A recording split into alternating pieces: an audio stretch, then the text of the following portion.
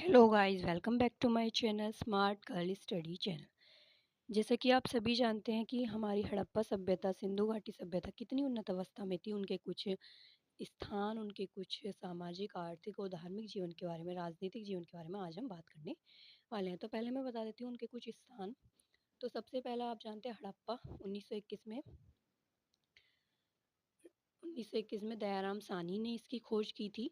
और यह बहुत ही अच्छी खोज है। इसमें बहुत सारी चीज़ें मिली हैं, बहुत सारे मनके, मोहरे, ये सब चीज़ें मिली हैं। और ये रावी नदी के आसपास है, जो कि पाकिस्तान में पड़ती है।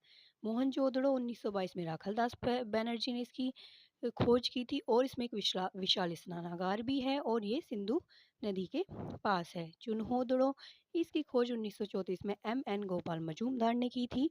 और इसमें भी बहुत सारी औद्योगिक चीज़ें और वर्गाकार ईंटें मिली हैं।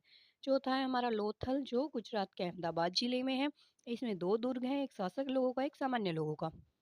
यह प्रमुख बंदरगाह भी है। इसकी खोज 1955 में डॉक्टर A.M.M.S.R. राव ने की थी।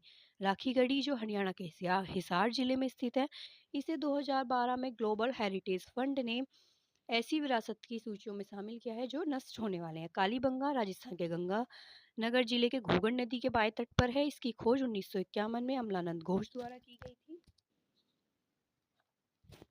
और बनावली, जो हरियाणा के फतेहाबाद जिले में है, इसकी खोज 1974 में R.S. विस्ट ने की थी। और इसमें जल निकास की प्रणाली का अभाव था। हम देखते हैं कि हमारी सभी चीज़ों में जल निकास प्रणाली उन्नत अवस्था में थी, लेकिन इसमें जल निकास प्रणाली का अभाव था।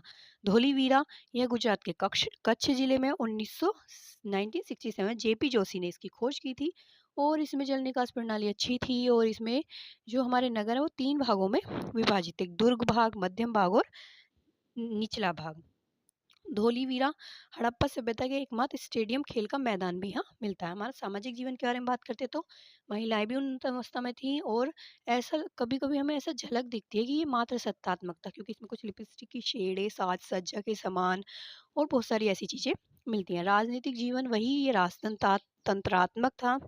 आर्थिक जीवन, कृषि बहुत ही उन्नत अवस्था में थी, कृषि लोग करते थे, बहुत ही उन्नत अवस्था में यहाँ पर चीजें थी। और ये नगरीय सभ्यता थी। धार्मिक जीवन की बात करें तो यह एक धार्मिक जीवन तो था ही अच्छे से, लेकिन इसमें पशुपतिनाथ शिव जी की पूजा की जाती थी।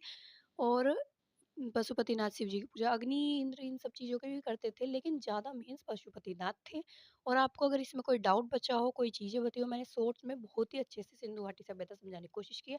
लोगों को अक्सर ये समझ नहीं आती है, लेकिन अगर आपको कोई भी डाउट, कोई भी चीज़ होती है तो कमेंट करें। Thank you.